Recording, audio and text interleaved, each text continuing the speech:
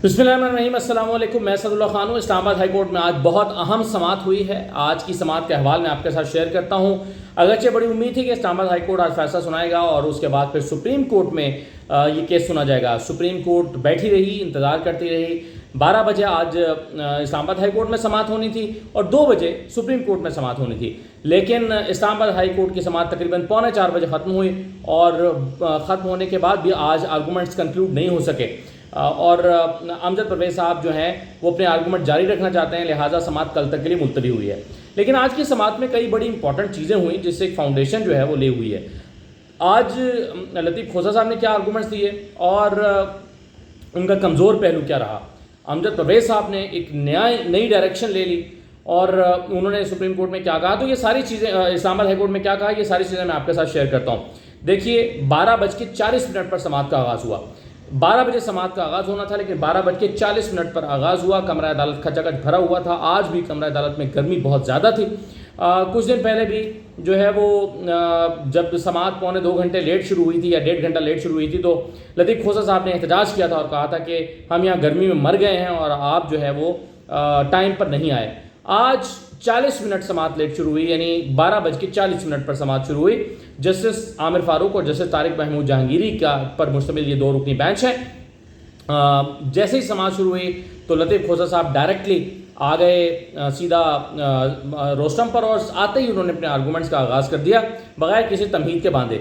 उन्होंने कहा कि ख्वाजा हारिस का बयान हल्फी है कि वो 12:15 पर कोर्ट में पहुँच गए थे। और फिर उन्होंने साथ ही ये भी कहा कि सदर ने 14 अगस्त को तमाम कैदियों की 6 माह की सज़ा माफ़ कर दी है और उसमें जितने कैदी शामिल हैं वो सब इसमें शामिल हैं। ये नुक्ता उन्होंने क्यों इस्तेमाल किया और इसकी क्या ज़रूरत थी, ये मुझे समझ नहीं आई। मैं किसी से पूछूंगा कि क्या ज़रूरत थी कि उन्होंने इसको आर्गूमेंट के दरमियान इस नुक्ते को वो लेकर आए। खैर, आमिर फारूक साहब ने कहा कि हमें सुप्रीम कोर्ट का ऑर्डर भी मिला है, आप वहाँ पर भी दरख्वास्त लेकर गए हैं, हमने आज उसको सुनना है। तो उन्होंने कहा कि देखें, सब ऑर्डिनेट जुडिशरी है, यानी ट्रायल कोर्ट के बारे में उन्होंने कहा कि जो सब ऑर्डिनेट जुडिशरी है उन्हें भी एतमाद दिया जाना चाहिए। जो गलतियां हैं मुझे पता हैं, उनको ठीक करना है। लतीफ़ खोसा साहब ने कहा कि देखें जी, मेरे 3 पॉइंट्स हैं।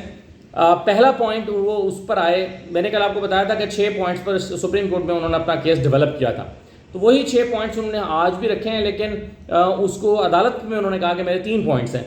और उन्होंने कहा कि जी, सबसे पहली बात तो ये है कि इसमें जुडिशियल डिफेक्ट है फैसले में, यानी कंप्लेंट को एंटरटेन नहीं किया जा सकता था, जुरिस्डिक्शन का फैसला पहले होना चाहिए था। फिर उन्होंने कहा कि 192 सेक्शन 2 ऑफ इलेक्शन एक्ट जो है, इलेक्शन कमीशन अपने कमिश्नर को इख्तियार तफवीज़ कर सकता है। ये कल भी उन्होंने पॉइंट उठाया था कि इलेक्शन कमीशन जो है वो कंप्लेंट फाइल करने के लिए इख्तियार तफवीज़ कर सकता है, लेकिन यहाँ जो ऑथराइजेशन है वो सेक्रेटरी इलेक्शन कमीशन दे रहा है। वो कहते हैं कि जी, डिस्ट्रिक्ट इलेक्शन कमिश्नर जिसने कंप्लेंट फाइल की है उसको अगर इख्तियार तफवीज़ करना था तो वो इख्तियार जो है वो इलेक्शन कमीशन को तफवीज़ करना था, ना कि सेक्रेटरी को। तो सेक्रेटरी जो है वो इलेक्शन कमीशन नहीं होता, इसलिए सेक्रेटरी के पास कोई इख्तियार नहीं है। ये पॉइंट जो है वो आज उन्होंने इस्टाब्लिश किया। फिर उन्होंने कहा कि आपने 2 मरतबा मामले को वापस भेजा और दोनों मरतबा उन्होंने न सिर्फ ऑर्डर को इग्नोर किया बल्कि खिलाफ कानून फैसला दिया। आपके ऑर्डर को डिफाई किया गया। आमिर फारूक साहब से कहा कि आपका जो ऑर्डर था आपने वापस भेजा, रिमांड बैक किया कि इसको सुन के फैसला करें, तो आपके ऑर्डर को डिफाई किया गया। सुप्रीम कोर्ट ने भी कहा कि क्या ट्रायल कोर्ट ने हाई कोर्ट का ऑर्डर भी नहीं माना। ट्रायल कोर्ट के जज ने अपने कंडक्ट से साबित किया कि हाई कोर्ट कोई भी ऑर्डर करती रहे, मैंने जो करना है मैं तो वही करूँगा। और फिर उन्होंने कहा कि सो जजमेंट इज़ फॉल्टी, ये जो है वो लतीफ़ खोसा साहब ने कहा। लतीफ़ खोसा साहब ने फिर ये भी कहा कि सेशन जज जो हैं इस दरख्वास्त को डायरेक्ट एंटरटेन ही नहीं कर सकता। 190 और 193 के हवाले भी आए। उन्होंने कहा कि कॉग्निजेंस जो है वो सुप्रीम कोर्ट नहीं ले सकती, वो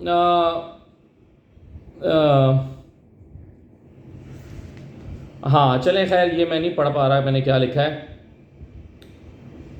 अच्छा, मैजिस्ट्रेट ही लेगा, हाँ ठीक है। तो लिखा है कि कॉग्निजेंस जो है वो सेशन कोर्ट नहीं ले सकती, वो मैजिस्ट्रेट लेगा। तो मैजिस्ट्रेट जो है वो पहले कॉग्निजेंस लेगा, फिर उसके बाद ये सेशन कोर्ट के पास आएगा। तो लतीफ़ खोसा साहब ने कहा कि ये जजमेंट जो है वो सस्टेन ही नहीं कर सकती, इसलिए मैं इस्तदा करूँगा कि इसे सस्पेंड कर दें, क्योंकि जजमेंट सस्टेन ही नहीं कर सकती। तो फिर उन्होंने कहा कि ट्रायल जज ने आपको इग्नोर किया, پھر انہوں نے کہا کہ سوری آپ کو نہیں، آپ کے آرڈر کو اگنور کیا. تو اس پر وہ خود بھی ہنسے اور عدالت بھی ہنسنے لگی، چیف جسٹس خود بھی ہنسنے لگے. تو لطیف کھوسہ نے کہا کہ پھر طارق جہانگیری صاحب نے کہا کہ عدالت نے کیا کہہ کر گواہان کی بات ہوئی. لطیف کھوسہ صاحب نے کہا کہ ہمارے گواہان کو سنا نہیں گیا. تو طارق جہانگیری صاحب نے کہا کہ عدالت نے کیا کہہ کر گواہان کو مسترد کیا. لطیف کھوسہ نے کہا کہ یہ کہہ کر مسترد کیا کہ یہ متعلقہ گواہان نہیں ہے. تو لطیف کھوسہ صاحب نے کہا کہ میں نے 50 سال میں ایسا کام ہوتے نہیں دیکھا جو ٹرائل جج نے کیا ہے، یعنی حق دفاع کی درخواست آج بھی آپ کے پاس ہے. پھر انہوں نے چیف جسٹس سے شکوہ کیا لطیف کھوسہ صاحب نے. لطیف کھوسہ صاحب نے کہا کہ حق دفاع کی ہماری درخواست آج بھی آپ کے پاس زیر التوا ہے، معذرت کے ساتھ آپ نے بھی ٹرائل کورٹ کو حتمی فیصلہ دینے سے نہیں روکا، اور اگر عدالت نے بھی نہ روکا ہو تو اگر عدالت نے نہ بھی روکا ہو تو پھر بھی ٹرائل کورٹ کو دیکھنا چاہیے تھا. لطیف کھوسہ صاحب نے عامر فاروق صاحب سے بھی شکوہ کیا کہ حق دفاع کی ہماری درخواست آج تک انٹرٹین نہیں ہوئی، آپ نے بھی نہیں سنی اور ان کو بھی نہیں روکا کہ وہ حتمی ٹرائل نہ کریں. پھر انہوں نے کہا کہ ہم نے بھی 50 سال اسی دشت کی خاک چھانی ہے، کوئی جج پوچھ بھی کیسے سکتا ہے کہ یہ گواہ کیوں پیش کر رہے ہو. تو انہوں نے کہا کہ میرے گواہ ہیں، میرے خرچے پر آ رہے ہیں، میں انہیں لا رہا ہوں، وہ پوچھ بھی کیسے سکتے ہیں کہ یہ گواہ کیوں پیش ہو رہے ہیں، میرا حق ہے کہ گواہ پیش کروں اور انہیں سنا جائے. پھر اس کے بعد انہوں نے حوالہ دیا سیکشن 137(4) کا، جس میں کہا گیا تھا کہ 120 کے دن کے اندر کمپلینٹ فائل ہونی چاہیے. تو انہوں نے کہا کہ یہ 120 دن کے بعد یعنی 3 سال کے بعد یہ معاملہ جو ہے وہ کمپلینٹ فائل ہوئی ہے ڈسٹرکٹ الیکشن کمشنر کی جانب سے، تو اس لیے یہ ٹائم بارڈ ہو نہیں سکتی تھی. پھر انہوں نے کہا کہ خواجہ صاحب جو ہیں یعنی خواجہ حارث صاحب وہ 12:15 پہ پہنچ گئے تھے. عامر فاروق صاحب نے کہا کہ ٹرائل کورٹ کا ٹائم کتنے بجے تک ہوتا ہے؟ 3 بجے تک تو ہوتا ہے. تو لطیف کھوسہ نے کہا کہ 12:15 پہ، انہوں نے کہا کہ یہ ہاں 3-4 بجے تک ٹائم ہوتا ہے. 12:15 پہ جج نے کہا کہ ہم آپ کو نہیں اب سنیں گے کیونکہ آپ لیٹ آئے ہیں. 12:30 پر 30 صفحات کا فیصلہ ٹائپ ہو چکا تھا. انہوں نے کہا یہ کیسے ممکن ہے؟ 12:15 بجے تک آپ انتظار کر رہے ہیں اور 12:15 بجے سے لے کر 12:30 بجے تک 15 منٹ میں 30 صفحات کا فیصلہ ٹائپ ہو چکا اور 12:35 پر گرفتاری کے لیے پولیس بھی پہنچ گئی. یعنی انہوں نے یہ ڈاؤٹ کیا کہ یہ ساری چیزیں پہلے سے طے تھیں. انہوں نے کہا کہ اب خواجہ حارث اتنے کریڈیبل تو ہیں کہ ان کے بیان حلفی پر شک نہیں کیا جا سکتا. اور انہوں نے کہا کہ میرا خیال ہے کہ یہ بھی اس کی تردید نہیں کریں گے. امجد پرویز کی طرف اشارہ کیا. تو اور انہوں نے کہا کہ یہ امجد پرویز میرے چھوٹے بھائی ہیں اور میرے بیٹوں جیسے ہیں. امجد پرویز صاحب نے کہا کہ یہ میرے نکاح کے گواہ ہیں. تو عامر فاروق صاحب نے کہا کہ ہی از دا کی مین، یہ تو اب اہم گواہ بن گئے ہیں. عامر فاروق صاحب نے کہا کہ یہ اہم گواہ بن گئے ہیں اور یہ غیر متعلقہ بھی نہیں ہے. تو ہنستے ہوئے انہوں نے یہ بات کی اور پھر عدالت میں کہکے لگنے شروع ہو گئے. خاص طور پر ججز اور وکلاء ہنسنے لگے زور زور سے، اور وکلاء سے مراد وہ جو روسٹم پہ کھڑے تھے. اور لطیف کھوسہ صاحب نے کہا کہ بس مجھے یہی کچھ کہنا تھا، میرے دلائل مکمل ہو گئے ہیں. اس کے بعد سلمان راجہ صاحب نے مختصر ایک آدھ پوائنٹ پیش کیا. بیرسٹر گوہر صاحب آئے. بیرسٹر گوہر صاحب نے کہا کہ عمران خان نے ہائی کورٹ میں کیس قابل سماعت ہونے کے خلاف اپیل کی. ہائی کورٹ نے ٹرائل کورٹ کا فیصلہ کالعدم قرار دے کر دوبارہ فیصلہ کرنے کا حکم دیا. ٹرائل جج نے اپنا پہلے سے کالعدم قرار دیا جا چکا فیصلہ دوبارہ سنا دیا. تو یہ انہوں نے پوائنٹ ایڈ کیا کہ بھائی جو آپ نے فیصلہ دیا تو جو ان کا فیصلہ آپ کے فیصلے کے بعد کالعدم ہو گیا تھا وہی فیصلہ دوبارہ سنا دیا سنے بغیر. تو چیف جسٹس نے کہا کہ جلدی میں تو پھر ایسے ہی ہوتا ہے. تو گور خان صاحب نے پھر استدعا کی اس کو سسپینڈ کیا جائے، نلیفائی کیا جائے، اور وہی اس استدعا کو دہرایا. اس کے بعد جو ہے وہ امجد پرویز صاحب جو ہیں انہوں نے اپنے دلائل کا آغاز کیا. امجد پرویز صاحب نے کہا کہ یہ معاملہ اسی عدالت میں سنگل بینچ کے سامنے بھی زیر سماعت ہے اور سپریم کورٹ کے سامنے بھی زیر سماعت ہے. تو اس پر عامر فاروق صاحب نے کہا کہ so this court is a sandwich between single bench and the supreme court. ہنستے ہوئے انہوں نے کہا. پھر انہوں نے امجد پرویز صاحب نے کہا کہ یہ مس ڈکلیریشن اور فالس ڈکلیریشن کا کیس ہے. اسلام نے بھی فارم بی کا کانسیپٹ دیا ہے. اچھا، اب امجد پرویز صاحب نے بات وہاں سے شروع کی. ایسا لگ رہا تھا کہ غیر ضروری طور پر وہ اس کو طول دینا چاہتے ہیں اور ہم مختلف حوالے دیتے رہے، قانون کے حوالے دیتے رہے اور جو ہے وہ مختلف ججمنٹس کے حوالے دیتے رہے اور اسلام کو بھی لائے اپنی آرگومنٹس میں. انہوں نے کہا کہ اسلام نے فارم بی کا کانسیپٹ دیا ہے. حضرت عمر کے زمانے میں یہ تصور سامنے آیا تھا کہ جو گورنرز ہیں وہ اپنے ساتھ سے ڈکلیئر کریں گے. انہوں نے گوشواروں میں 4 بکریاں تو ظاہر کی لیکن متعلقہ چیزیں ظاہر نہیں کی. اکاؤنٹنٹ نے فارم بھرا ہوگا لیکن اکاؤنٹنٹ اپنی طرف سے کچھ نہیں لکھتا، کلائنٹ بتاتا ہے کہ کیا لکھنا ہے. تو چیف نے کہا کہ دیکھیں ہم بھی لیگل فرٹرنیٹی سے ہمارا تعلق ہے لیکن ٹیکس ریٹرن تو میں بھی نہیں بھر سکتا.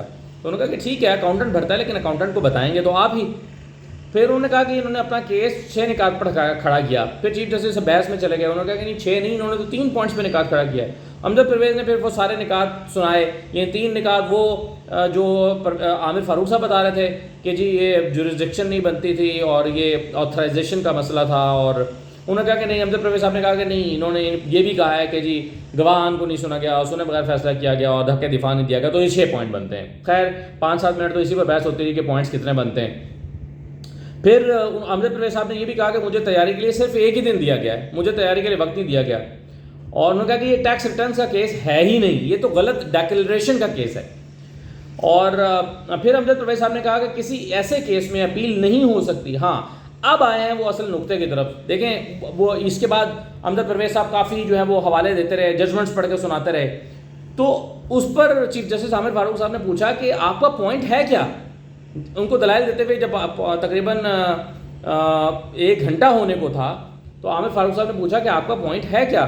تو اس پر امجد پرویز نے کہا کہ دیکھیں کسی ایسے کیس میں اپیل نہیں ہو سکتی جس میں اسٹیٹ کو نوٹس جاری نہ کیے گئے ہوں. یعنی جب سزا سنا دی گئی اس کے بعد اسٹیٹ پارٹی بن جاتی ہے, اسٹیٹ فریق بن جاتی ہے, اسٹیٹ کو آپ نوٹس جاری کرتے ہیں.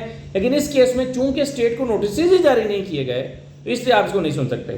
یعنی بنیادی طور پر امجد پرویز جو ہیں وہ 1 گھنٹے سے جو دلائل دے رہے تھے وہ اس نقطے کے لیے دے رہے تھے تاکہ وہ ٹیکنیکل طریقے سے اس اپیل کو روک سکیں اور کہیں کہ جی ٹھیک ہے آپ ان کو سسپینڈ کرنا چاہتے ہیں کریں, لیکن پہلے اسٹیٹ کو بھی فریق بنائیں.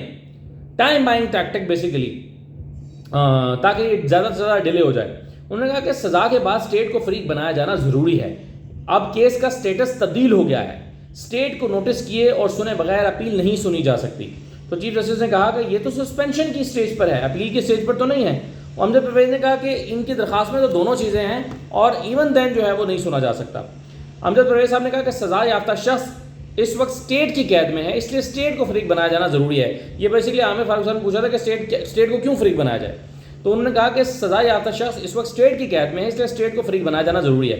ہو سکتا ہے کہ اسٹیٹ کا آنا ان کے لیے فائدہ مند ہو, خود ہی وہ یہ بھی کہہ رہے ہیں امجد پرویز صاحب کہ ہو سکتا ہے اسٹیٹ کا آنا ان کے لیے فائدہ مند ہو جائے. تو چیف جسٹس نے ہنستے ہوئے کہا کہ اسٹیٹ آگے کیا کرے گی, کہے گی کہ اپیل الاؤ کر دیں. امجد پرویز بھی اس پر ہنس دیے. پھر انہوں نے کہا کہ 5 رکنی بینچ کی ججمنٹ موجود ہے کہ اسٹیٹ کو فریق بنایا جانا ضروری ہے. اسی پر وہ دلائل دیتے رہے. طارق جہانگیری صاحب نے پھر بات کو ختم کیا, 1 گھنٹہ ہو گیا تھا. طارق جہانگیری صاحب نے کہا کہ چلیں آپ کا یہ پوائنٹ نوٹ کر لیا گیا, آپ آگے چلیں. پھر کہا گیا کہ کوئی بھی ملزم سزا معطل کر کے رہائی بطور رائٹ کلیم نہیں کر سکتا, بلکہ یہ عدالت کا اختیار ہے کہ وہ دے یا نہ دے. یعنی ملزم کا یہ حق نہیں ہے کہ اس کی جو سزا ہے اس کو معطل کیا جائے, بطور رائٹ وہ اس کو کلیم نہیں کر سکتا. امجد پرویز صاحب یہ نقطہ بھی لے کر آئے. چیف جسٹس نے پہ ان کی باتیں سننے کے بعد کہا کہ چلیں ٹھیک ہے آج کے لیے پھر اتنا ہی, باقی سماعت کل کریں گے. یہ سن کے لطیف کھوسہ صاحب فوراً روسٹم پر آ گئے. انہوں نے کہا کہ آج تک ایسا نہیں ہوا کہ ایک اس طرح کے کیس میں آرڈر سسپینڈ کرنا ہو اور اس میں جو دوسرا وکیل ہے پروسیکیوشن کا, وہ اس پر اتنے زیادہ دلائل دے اور اتنی زیادہ جو ہے وہ اتنا زیادہ ٹائم لے اور اتنا زیادہ جو ہے وہ قانون اور اس کے حوالے پڑھ کے سنائے. بیسیکلی لطیف کھوسہ نے امجد پرویز کے بہت زیادہ ٹائم لینے پر اعتراض اٹھایا. امجد پرویز صاحب نے کہا کہ آپ نے بھی تو اتنا وقت لیا ہے, مجھے بھی حق ہے. تو لطیف کھوسہ صاحب نے کہا کہ میں نے کتنا ٹائم لیا ہے. تو امجد پرویز نے کہا کہ آپ نے 2 گھنٹے لیے ہیں. لطیف کھوسہ نے کہا کہ کم آن, 1 گھنٹے میں نے ساری بات مکمل کر لی تھی. تو چیف جسٹس نے کہا کہ چلیں کل ٹھیک ہے, کل 11:30 بجے جو ہے. اچھا اب یہاں پر کافی ان کے درمیان میں دونوں کے درمیان آرگومنٹ ہوئے, گرما گرمی ہو گئی. انہوں نے کہا کہ جی آپ کا حق ہے, انہوں نے کہا میرا حق ہے. تو کافی بحث ہو گئی ان دونوں کے درمیان. تو جب بحث ہو گئی تو پھر اس میں عامر فاروق صاحب کو بھی اپنی جو آواز تھی وہ اونچی کرنی پڑی اور انٹروین کر کے ان کو روکا. انہوں نے کہا کہ آپ کیا کر رہے ہیں, آپ میری بات سنیں, میں آپ سے کچھ کہہ رہا ہوں. تو پھر اس پر چیف جسٹس نے کہا کہ کل 11:30 بجے ہم اس کو سنیں گے. تو لطیف کھوسہ صاحب نے کہا کہ پھر انہیں ٹائم کے لیے بھی لمٹ کر دیں کہ انہوں نے کتنی دیر میں اپنے آرگومنٹس مکمل کرنے ہیں. تو انہوں نے کہا کہ پھر امجد پرویز نے کہا کہ آپ نے اتنا وقت لیا ہے. تو لطیف کھوسہ نے کہا کہ اگر آپ نے میرا مقابلہ بھی کرنا ہے تو بھی آپ کو کل 1 گھنٹے کے اندر اندر دلائل مکمل کر لینے چاہیے.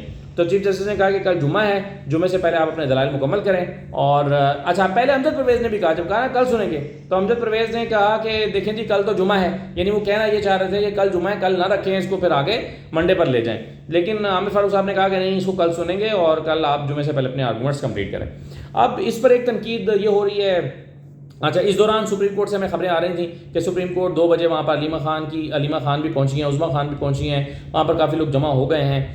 2 بجے سپریم کورٹ بیٹھی بھی, لیکن سپریم کورٹ نے پھر 2 بجے یہ کہا کہ اس کو ہم تھوڑی دیر وقفہ کرتے ہیں اور انتظار کرتے ہیں کہ اسلام آباد ہائی کورٹ سے کیا فیصلہ آتا ہے۔ جب اسلام آباد ہائی کورٹ سے کوئی فیصلہ نہیں آیا تو پھر سپریم کورٹ چلی گئی اور آج سپریم کورٹ میں پھر سماعت نہیں ہو سکی، اور یہ اب سپریم کورٹ میں معاملہ اگلے ہفتے کے لیے چلا گیا۔